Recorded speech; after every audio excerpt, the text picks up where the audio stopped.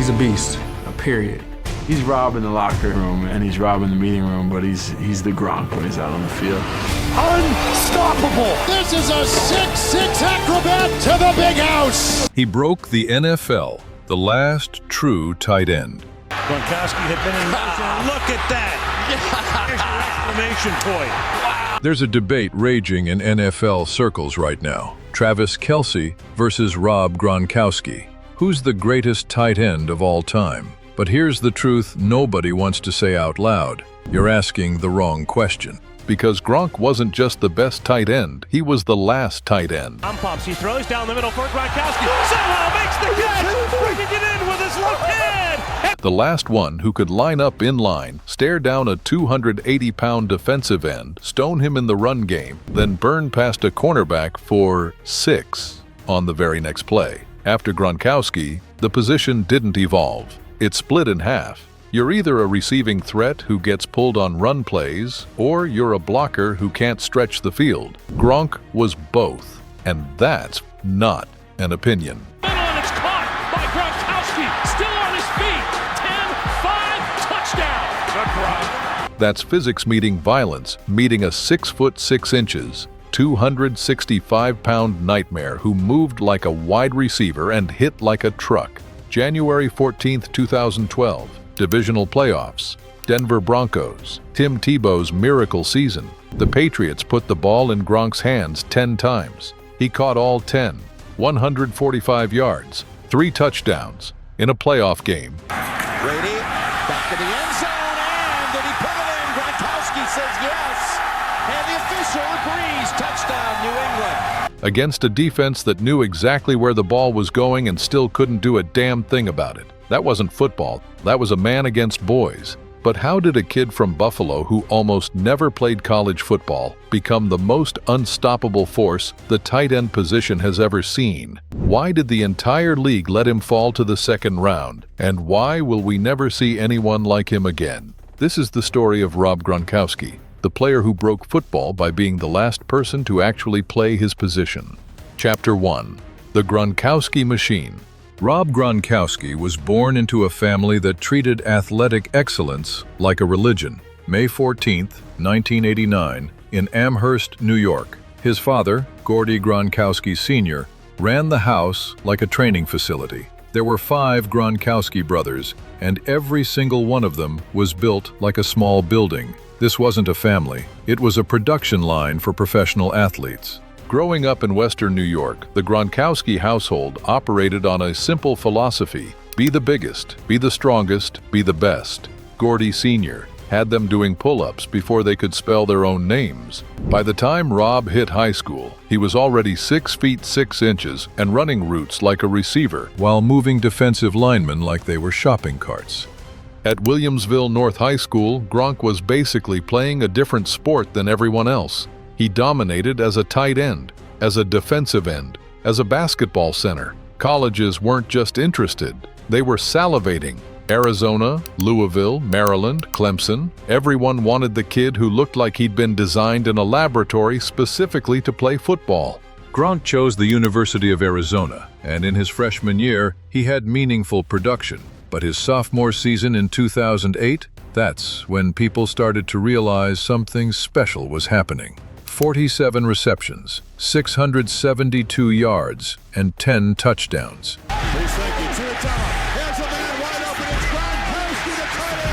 He set school records for tight ends in every major category. Third team All-American, National Tight End of the Week twice. He wasn't just good, he was rewriting what people thought a college tight end could be. But then, disaster struck. Before his junior year in 2009, Gronk's back gave out, disc issues, surgery required. Well, let's go over what's going on with Gronkowski. He's 27. He's already had 2 surgeries for herniated discs in his back since his final year at the University of Arizona. That was in 2009. This is going to be his 3rd surgery. And it took him a little longer than 8 weeks to recover from those other surgeries. And usually it's a little longer each time you have to have surgery on your back. He missed the entire season.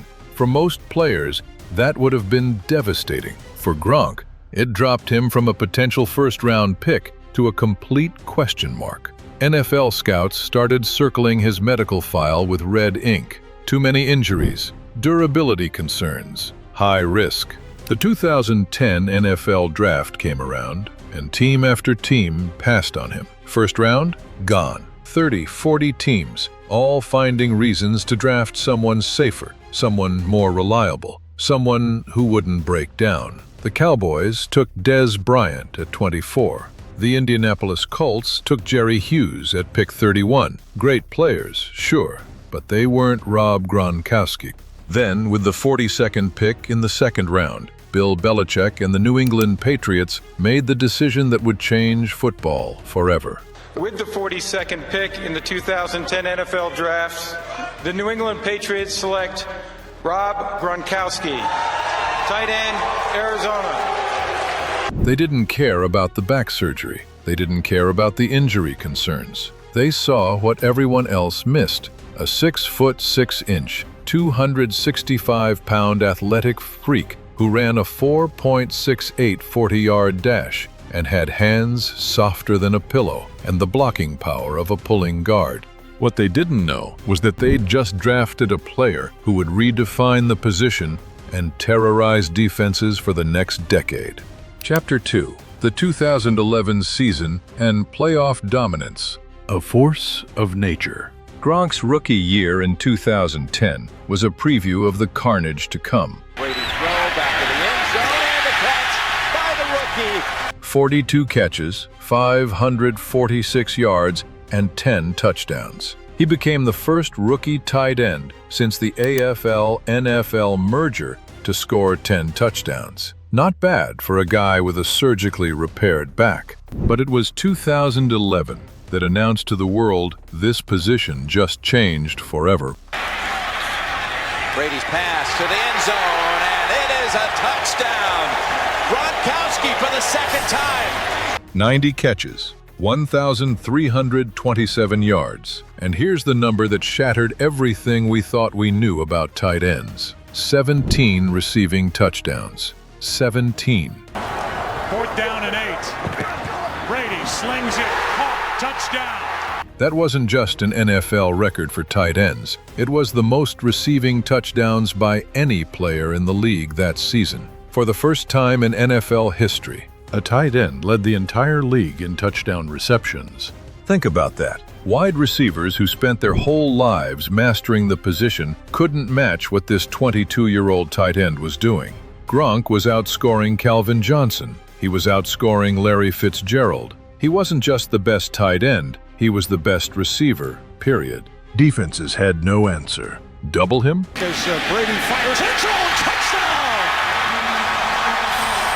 Rob Gronkowski. He'd box out both defenders and catch it anyway. Press coverage, he'd run through it like tissue paper. Zone, he'd find the soft spot, sit down, and Brady would drop it in his lap like clockwork. And when defenders tried to bring him down, forget about it. At 6 feet 6 inches, 265 pounds, Gronk didn't just break tackles, he embarrassed them. 3rd and 2.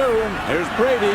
Long ball to the end zone. Touchdown, Gronkowski. Cornerbacks bounced off him like pinballs. Safeties wrapped up his legs and got dragged 5 yards downfield. Linebackers thought they had him stopped, and he'd carry them into the end zone on his back. It took 3 defenders to bring him down, and even then, he'd fall forward for an extra 4 yards.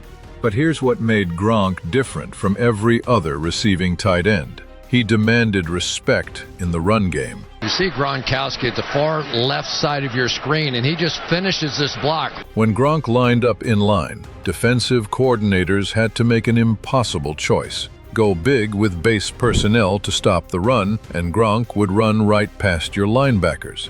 Go light. Almost like scoring a touchdown. And when Gillislee scores, you see the big fist of Gronk up in the air.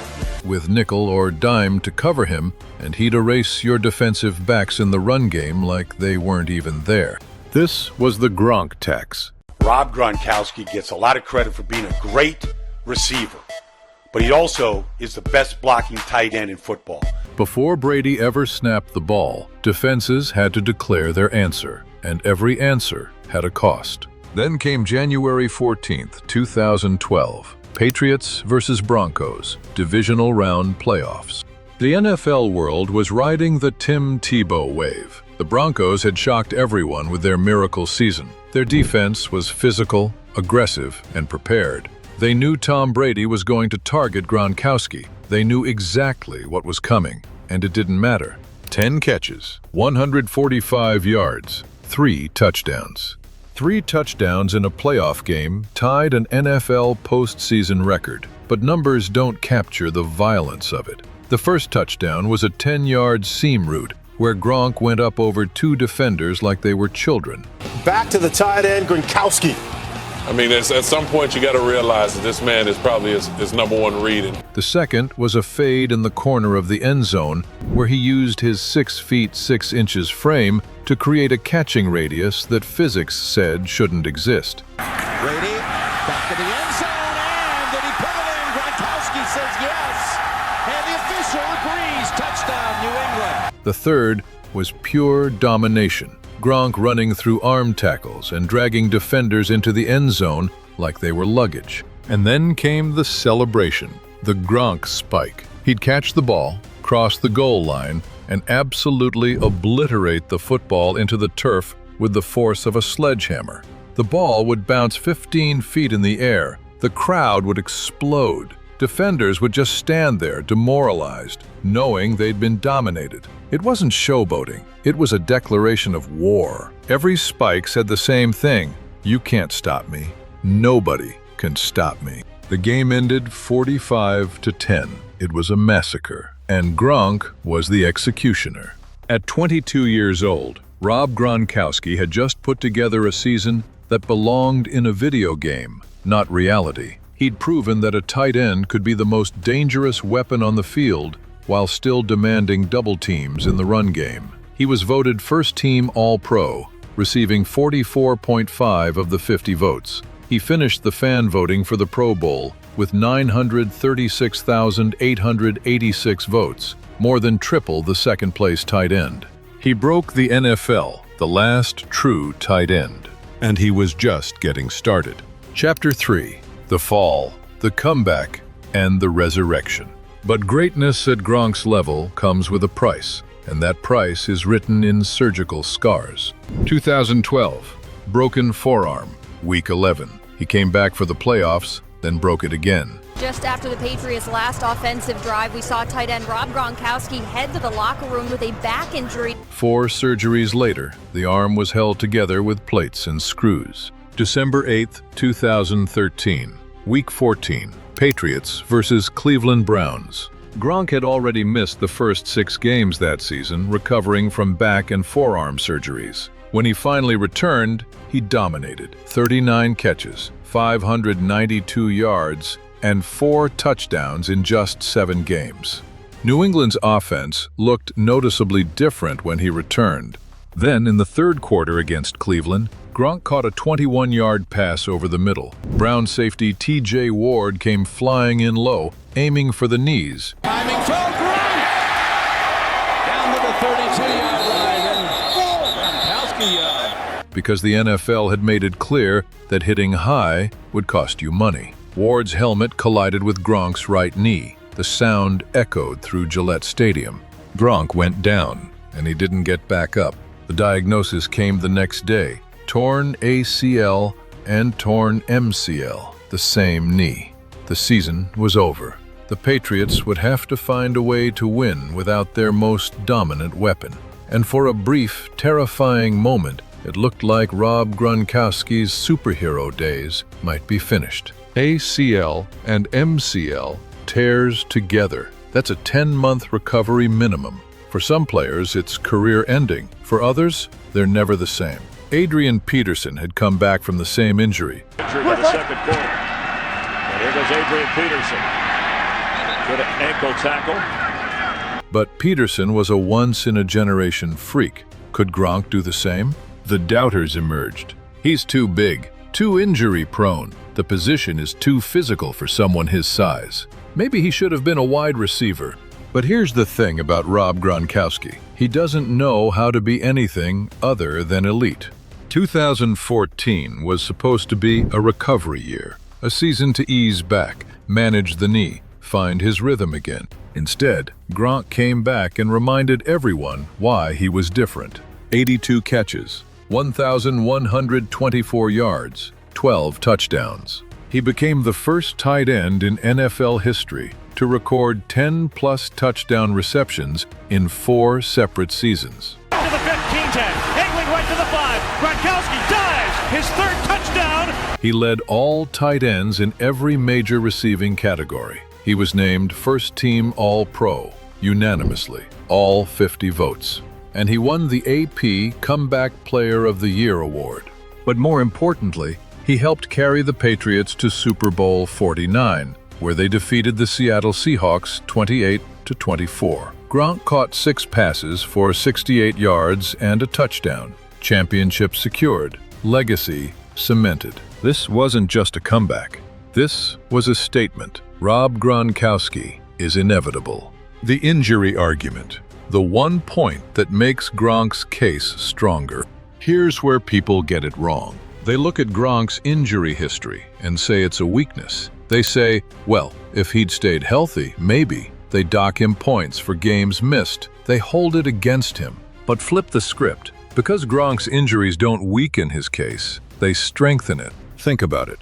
Rob Gronkowski played only 143 games in his career. Travis Kelce has already played over 180, and in those 143 games, Gronk was so dominant, so utterly unstoppable, that defenses had to change their entire game plan every single week just to survive. He didn't need longevity to be the standard. He was the standard. When Gronk was on the field, he was an emergency. Defensive coordinators didn't just prepare for him, they lost sleep over him. They dedicated 2, sometimes 3 defenders to slow him down. They simplified their schemes because they couldn't afford to get caught in the wrong coverage. Every snap Gronk played was like defusing a bomb. One mistake, and he'd blow up your entire defense. Peak value matters more than cumulative stats. Travis Kelce is a Ferrari that runs forever. Gronk was a rocket ship that only had so much fuel, but when that rocket was airborne, nobody flew higher. From 2010 to 2015, when Gronk was healthy, he averaged 0.69 touchdowns per game. That's the highest in NFL history for any position with significant playing time. Lobs it to the right side for Gronkowski. Has a step, has a touchdown! Patriots! He averaged 9.9 yards per target, a number that would make elite wide receivers jealous. In the red zone, he was automatic. When the field shrunk to 20 yards, Gronk didn't just get bigger, he became inevitable. Kelce's longevity is impressive. 7 straight 1,000-yard seasons. Hey, the fine space, fires on the run to Kelce to the 30-yard line. But longevity alone doesn't make you the GOAT. If it did, Frank Gore would be the greatest running back ever. Nobody's arguing that. Gronk's peak, his absolute apex, was higher, more dominant, and more complete than any tight end who's ever played. And he sustained that peak for 5 full seasons of terror before injuries finally caught up. That's not a weakness. That's a player who burned so bright, so violently, that his body couldn't contain it. He didn't need longevity to be the standard. He was the standard. The last true tight end. Why the debate ends here. So let's talk about the elephant in the room, Travis Kelce. Kelce is phenomenal. 7 straight 1,000-yard seasons. More playoff receiving yards than any tight end in history. One of the greatest route runners the position has ever seen. He's a first-ballot Hall of Famer, and rightfully so. In the backfield, play action by Mahomes. Comes a pass and caught by Kelce. But here's the truth. Travis Kelce is a wide receiver wearing a tight end label. And that's not an insult. It's a definition problem. Because somewhere along the way, the NFL forgot what tight end actually means. A tight end is supposed to do 3 things. 1. Line up in line and be a credible blocker against defensive ends and linebackers in the run game.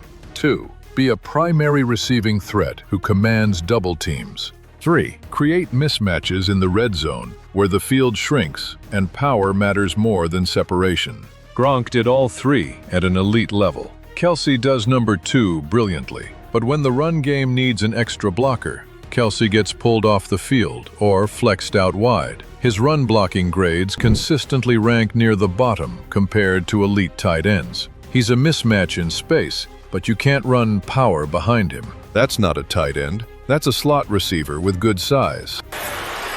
Mahomes, end zone, caught by Kelce. Touchdown! George Kittle?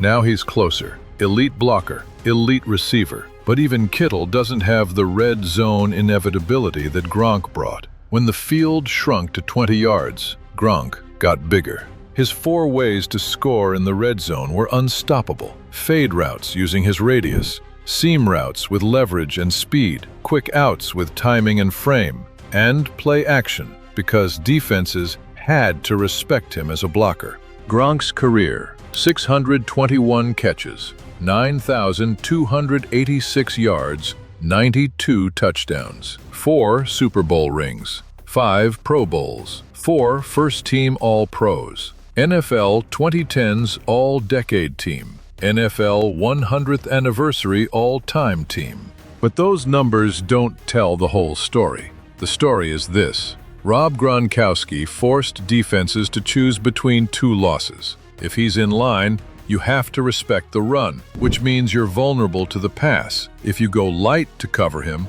he'll block your defensive backs into the shadow realm. Gronkowski slips out of the tackle, and down the field he goes! Gronkowski to the end zone for the touchdown! He broke the NFL, the last true tight end. Because after Gronk, teams stopped looking for players who could do both. They started looking for specialists. Receivers who could line up at tight end. Blockers who could catch a little. The complete tight end, the player who could win the game in 2 directions before the ball was even snapped, died with Gronkowski's retirement. If you can be removed from the run game, you're not a tight end, you're a receiver. Rob Gronkowski retired in 2022. And Rob Gronkowski making it official as he announces his retirement from the NFL for a second time. Gronk posting this on Instagram, confirming the rumors that he was retiring, saying in part, he walked away from the game on his own terms, with nothing left to prove. 4 Super Bowl championships, a legacy carved in violence and touchdowns, and a position that will never be the same. The debate isn't about who's the greatest tight end. It's about whether anyone after Gronk even played the same position. When the field shrinks, legends don't disappear, they get bigger. Gronk was the biggest. If you enjoyed this deep dive into the last true tight end, smash that like button and subscribe for more legendary football stories every week. Drop a comment below. Do you think anyone will ever match what Gronk did? Or was he the final evolution of a position that no longer exists? End Zone Exposed is where the truth always scores.